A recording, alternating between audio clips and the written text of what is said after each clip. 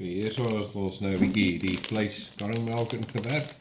Sommer so met die hand en ja, ek gaan nou sommer net so 'n bietjie speserye hier oorgooi en dan sal ek dit nou lekker inwerk. Bietjie timie. Ek is gewoonlik bietjie oordadig met my goedjies, maar dit proe gewoonlik lekkerder. Roosmaryn. Nie veel nie. Ons nou nie blomme hier in my kos hê nie. Ja, maar ja, gat hy.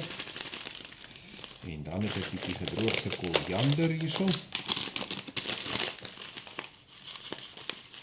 Dit is nogals lekker, hy gee my lekker geurtjie.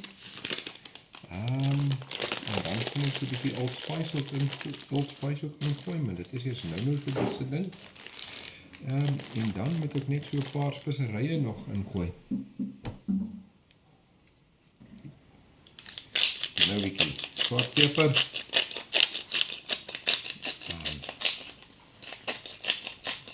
Ek gebruik maar net 'n ou malertjie hierso. Gewoonlik sal ek hierso in my koskas krap. Dan sal ek sommer van dit gaan koop daar by die winkel. Daar's 'n winkel met sulke goeders ook in. En dan 'n bietjie sout. Grove sout, ek baie lief vir grove sout gooi. Ek laat loop met die grove sout gewoonlik. Gesonder. En dan so 'n bietjie van my meat.